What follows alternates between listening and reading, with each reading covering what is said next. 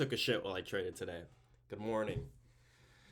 So, fucking crazy day. All right, I lost 1100. I don't give a shit. Money's money, right? I have cushion. I'm in profit. As far as I'm concerned, I'm just learning, right? So SMTs all over today's price action, all over. Really, it really is messy price action. I'm starting to I'm really started getting to know the emphasis of uh key time frame session draws on liquidity. Um because without them there's no direction. I mean, price is just trying to sweep off of buy side and sell side liquidity that doesn't even matter whether it's 5 minute, 15 minute, and the only ones that do really matter are the 1 hour, right? But you know it's really tough to scalp off of very minimal and unimportant draws on liquidity, right? You can see here on NQ we have only the London and Asia high, and then on ES we only have the London high, which means that Asia was already swept, which I'll get into. Which is a bullish SMT, but we reject over on the overnight session. We rejected over this. I mean, off of this 1 hour fair value gap, creating a bearish SMT. Right. This is all on the high time frame. It's one thing if you have a high time frame SMT saying, okay, it's going to be bearish or it's going to be bullish, and then you go on the lower time frames, and then you get whatever you get what I'm saying. But yeah, really interesting day. Again, lost 1100. That's what I'm going to title it. I think that's a great number. $1,111, right? 1111, whatever that means. Anyways, so yeah, let's get into it. So in the overnight session, let's see, what time did I go to sleep last night? 9. So Monday, whatever, just around here, right? This is when I went to sleep, right? I marked out this 1 hour fair value gap, and I was like, okay, if we push through, that means we're bullish and we're gonna create all-time highs again, and we're gonna sweep out all this low resistance liquidity on NQ. But if we reject off of it, then I'm expecting price to come down and sweep out this high resistance liquidity draw, so we could take it further up, sweeping out all this low resistance, etc., etc. Whatever price develops overnight. And then based off of that, I was gonna see what my bias was. Guys, my nose is itchy. Okay. Anyway, so that was on the 1 hour, right? Because of the 4 hour, we're just chopping and chopping and chopping and chopping. We are not getting directional daily candles. It's really odd. But, I mean, that's what you get when you have no news Monday and no news Tuesdays, right? I'm starting to think that on days where we don't have news, specifically no news Mondays, I'm probably not going to trade. I think it's best because the less you trade, the better, right? Preserve your capital. I'm not losing out on money. If anything, I'm probably making money by not trading Mondays because I'm starting to learn that just Monday's just not a good day to trade when there's no clear directional bias or draw on liquidity for the day. Well, it's one thing if you have the London and Asian high and the London and Asian low, and market opens, drops, takes out the Asian and London low, and then now I could use that as leverage to continue to the London high. That's easy, that's simple, that's different. But I think I'll be just an observer of the market on Mondays. And yeah, anyways, so let's get into these two trades I took, right? I took a long and then I took a short, okay? So let's get on the 15-minute. All right, first of all, our power of 3 absolutely confuzzled, right? Who knows what the fuck is happening for the power of 3. Now, if you don't know what the power of 3 is, the power of 3 says that you have accumulation, like consolidation, then you have manipulation, and then distribution, okay? What that looks like on its own, right? You have accumulation, then you have manipulation, sweeping out all this, right? Then distribution, continuing in the direction that price wants to go, okay? So we see that Asia consolidates, right? London sweeps the Asian high. Now we consolidate, and then New York, we consolidate more. Now I'm expecting or I'm not really expecting at this point before market open. I'm just thinking like, okay, we sweep out the Asia high, we have a reaction off of it, um, react off of this 1 hour fair value gap. Okay, now I can expect bearish price action, right? Maybe we could sweep out these 1 hour lows. That's what I was targeting, right? Or we could sweep out this Asia low, but the Asia low was too close to market open. I don't know. It could be anything, right? But then we have Asia low being swept on ES plus reacting off of this 15-minute fair value gap. Now I'm really confused, right? I'm like, okay, market opens. I'm going to hop on the 5-minute. And I'm going to base my trade off of what the intraday price action looks like, okay? So let's do a replay for you guys.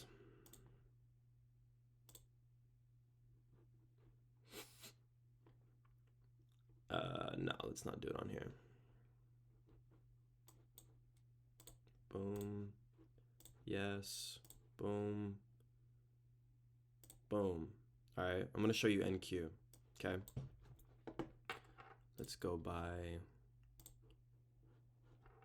Sorry, I meant 1 minute. Okay. So NQ opens, right? ES and NQ go high, right? So now I'm thinking, okay, for the Judas window, your Judas leg, the Judas leg is price will come up to manipulate and then distribute further down, right? So I'm like, okay, I'm gonna stay out of the Judas window as far as my trading. I'm gonna let price show me its hand, and then I'll base it off of that, right? On top of that, I already showed you my high time frame bearish confluences. Let's find out, okay? Anyways, so price reacts. Okay, now we sweep.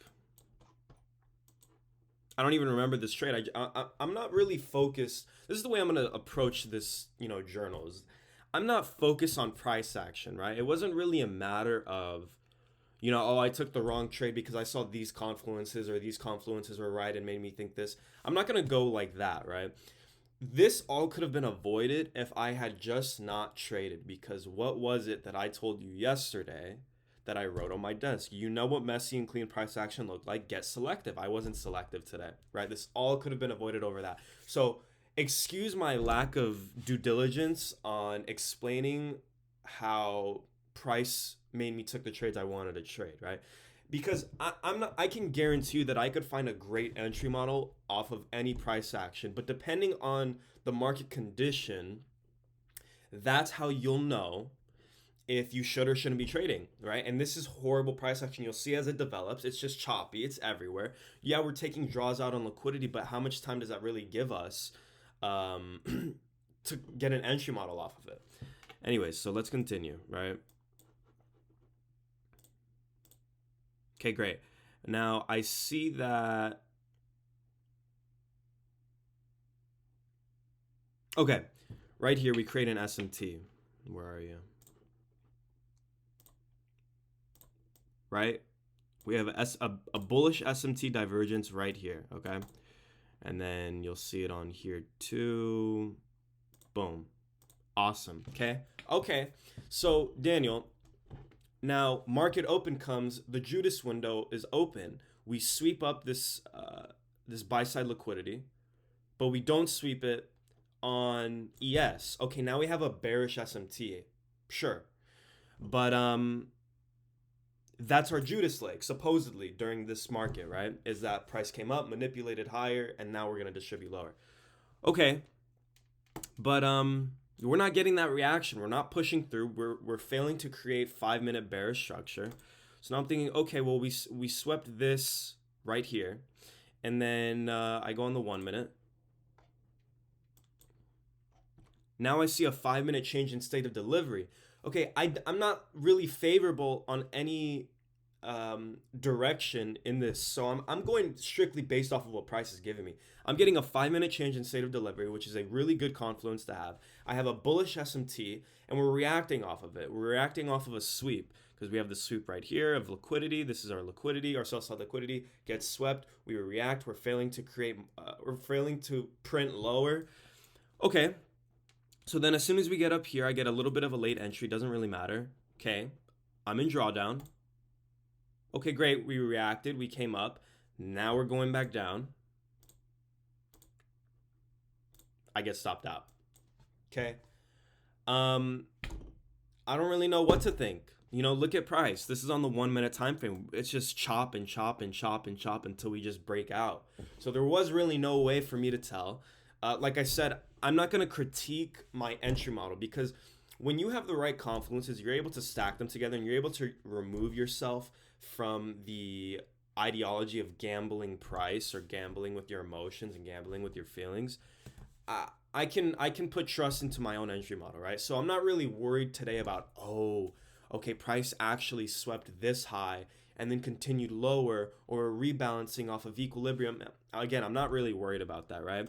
So let's continue. Let's get out of NQ. Now I'm starting to look at ES, right? Let's see. Replay 930. Awesome. Okay. Okay, again, you see price come up, failed to sweep this high that NQ swept. Wait. Again, sorry guys. Getting used to this, excuse me. Anyways, come up, fail. Okay, I see reaction lower. Awesome. Okay, now we're chopping up a bit. Let's hop on the 1 minute now. Again, there's that bearish SMT that I wanted to play off of earlier. Okay. Okay, great. So we swept this. We come up. We create a new high. So we sweep. Hold on, let me double check.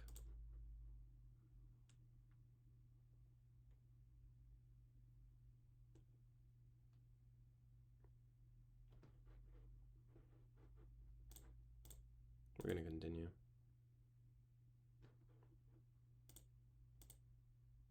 Okay. So here's what happened, right? So 10 a.m. open happens. Now what I'm looking for is 10 a.m. open. Hold on. So look, here's our 10 a.m. open right here, okay? What I want to see is wherever price manipulates off of the 10 a.m. open, I want to see a sweep of buy side liquidity if we want to take it lower. And then I want to see distribution. So manipulation, distribution, right? Vice versa, okay? If it was the other way around, I'd want to see price sweep sell side liquidity, then continue higher, all right? So I'm playing this game really fluid, right? And so I see a really high manipulation leg, right? Sweeping out this buy side liquidity that we don't get to sweep out on NQ or on NQ, but we sweep out on ES. So I'm like, okay, well, obviously we didn't respect bullish order flow by closing above the wick, right? And if anything, we distribute lower. So then I see this for value gap right here. We inverse it, right? IFVG. I'm gonna put me down here. Okay, IFVG. Okay, I see that we inverse it. We come back, we rebalance it. Now I enter in a market position. Let me do this. And now I'm ready to go short. Okay. With my stop at this high, because this wick is just too long and that would give me a horrible risk to reward ratio. Mind you, the less risk, the better. Okay, as long as you have a good entry. And now I'm expecting price to come down here, which it did, right?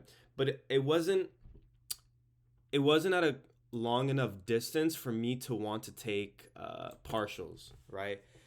That's just a risky game to play, because if you take partials at somewhere that's closer to your entry, you risk price rebalancing.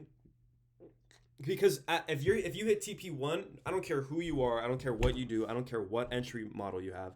If your take profit 1 hits, you should immediately go break even, because you don't want to risk more capital, okay? If you do, you're a retard. I'm sorry, it is what it is. You're a gambler, all right? But when that drawn liquidity is too close to your entry, and let's just say price tags it, right, which should be your TP1, price is going to rebalance, because whatever comes low has to come high. Whatever comes high has to come low. So there's some scenarios where you can and can't create a TP1 even though it may be a valid draw on liquidity, right? So this was a valid draw on liquidity that I wanted to seek out, but I couldn't because it was too close to my entry, right? I got a messed up entry because of whatever, the wick, whatever, this inverse, whenever, doesn't matter. Anyway, so what I'm targeting is, let's see, this 5-minute low sell side liquidity draw right here. That's my ultimate take profit. All I want is a 1 to 2 because I had lost like $500 on NQ, right? So I don't want to get greedy and go for these hourly lows. As much as I'd like to hit these hourly lows, that's just greedy. I mean, yeah, we have the volatility because look how high we manipulated and look how we're reacting off of it. I don't want to be greedy. I don't want to do that. I'm sorry. I'm not here to shoot for the stars and shoot for the moon, right? I want to get money and I want to get out because at the end of the day, I'm not here to make swing trades, right? I'm here to do intraday scalping. Anyways, price comes down, sweeps this, right? Which would have been a valid take profit one, but hey, what can I say? Again, we're coming off of this, bearish SMT. And then watch me get stopped out. Right? So I'm gonna get out of this. I'm just gonna show you. Look at price, man. I'm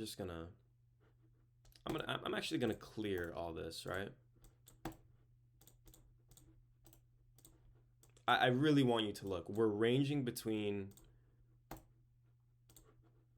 this high right here. There's nothing significant about price. There's nothing desirable about price today, this morning. It's just shit market conditions. I bet you when I go on TikTok today, because my whole For You page is just people and their trades, all right? As soon as we go on TikTok, I guarantee you not a lot of people are going to be posting because I can tell when people take wins and when people don't. Today was shit price action. It was a no news Tuesday coming off of a no news Monday. We got more volatility than we did yesterday, but the directional draws on liquidity were horrible. It was absolute shit. I even took a shit. Maybe that's my bad luck charm. I took a fucking shit while I was trading. Oh well.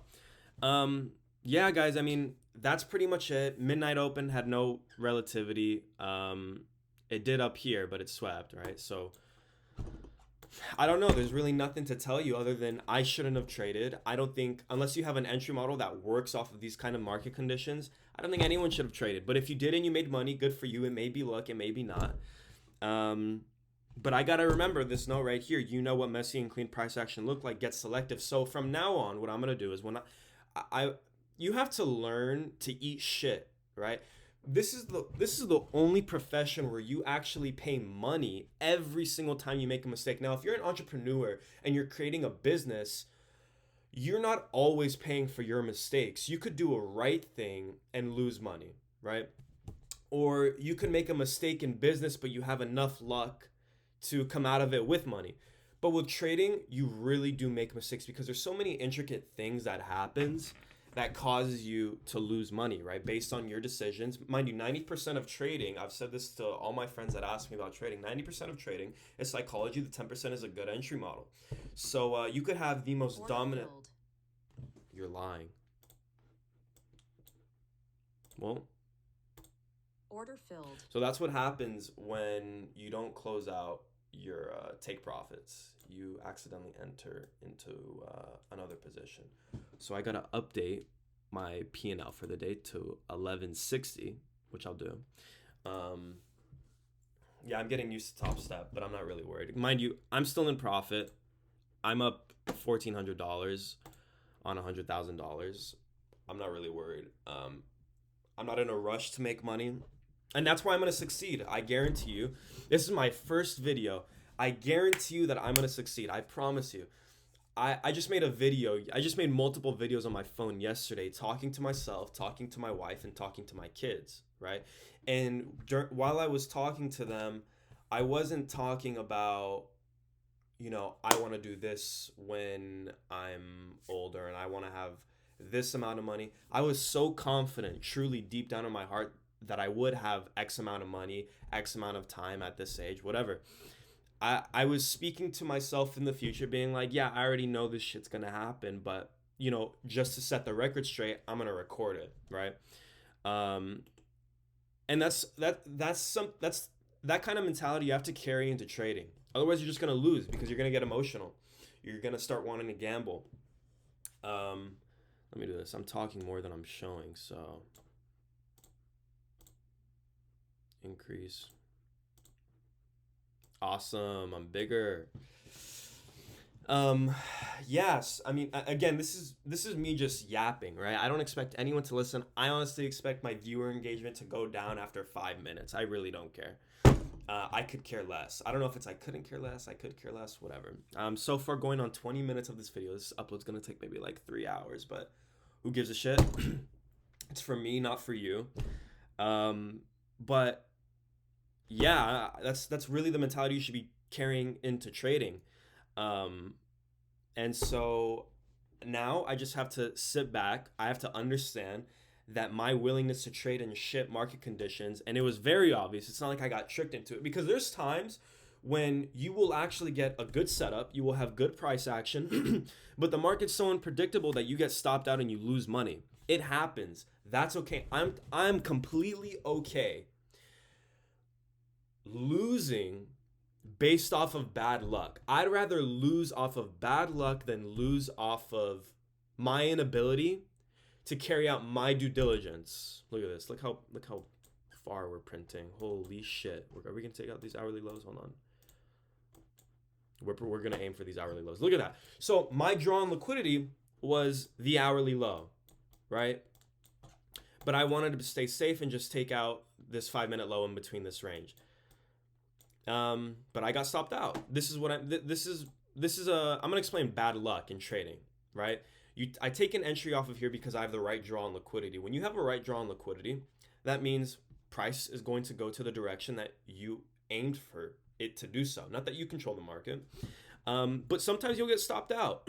Even though price does want to take out that draw on liquidity, you'll get stopped out. Price might want to use buy side liquidity in order to use it as leverage to continue lower. And this is exactly what happened. This was a mix of bad luck and Daniel's fault. Daniel is an idiot only today, only for the minute that I decided to trade knowing that I was looking at messy price action. You can't carry a negative attitude into your journal. You can't. I'm just going off on a tangent, and I'm going to do so because this is my journal. It's not for you. No one's watching. I'm talking to Daniel at this point. So, I mean, moral of the story, right? Shouldn't have traded. Won't trade on days like this because I'm really learning the emphasis of NQ and ES and how it could react. Because mind you, I'm coming from XAU USD. I know how to make money on NQ and ES. I've done it before. I just showed you my graph yesterday. I'm in profit. But this is a moment. I'm looking at my profit like this, right?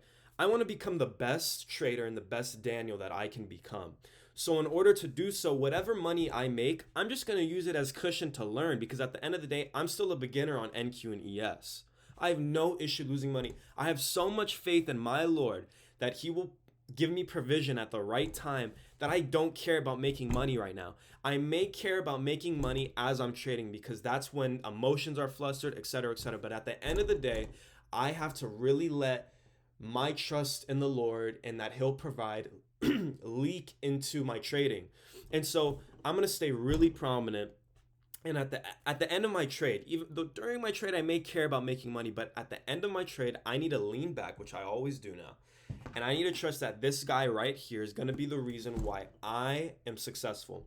And I truly do believe and trust that. That's why I have no issue losing $1,100. Yes, I'm over my max daily allotted risk. I only allow myself to risk $1,000 a day. I risked $500 on 2 trades, but they had a little extra monies on the top of it, right? So I'm not worried. My drawn liquidity was correct. It was a really weird day. I mean, you can tell if you just psychoanalyze me based off of this 25-minute video, you'll be able to tell that my mind is everywhere, right? That's because price is everywhere. And so that's exactly why I shouldn't be trading with this kind of price action. We just consolidate. And look, I'm going to show you an example as far as learning purposes. Look, I'm going to show you what the power of 3 is, right? Consolidation, manipulation, distribution. Okay, that's just to set the record straight. I think I'm done recording as much as I'd like to keep talking because this really does help me reflect. It helps keep my mind straight. I don't even think I'm gonna journal on the computer today. I think this will be my journal. I don't know. I'm gonna talk to ChatGPT about it, see psychologically what would be more beneficial.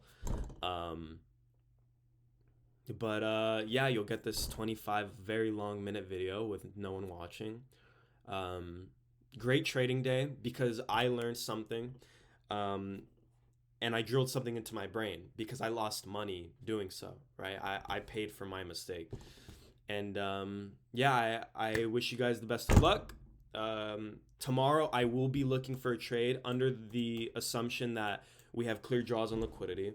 Um, I'm even willing to continue losing money on shitty price action and indulging in my feelings because at the end of the day, that'll put a baseball bat to my head every time I do so, and I'll learn. So I'm not really worried. I trust in my Lord. At the end of my journals that I write down, I always say, I always acknowledge the Lord, and I say two things. So from now on, I'm going to do so in the videos. You're going to hear it from me. You may wonder why I say it. That's why. I trust in my Lord. I thank God for giving me a lesson to learn off of. I know that he has provisions for me, and it reads in the Bible. It says that when the time comes, he will act with haste. So he'll do everything quickly. But until then, I just got to learn to suck it up, deal with it. My name is Daniel Jatani. I'm a profitable trader through Christ.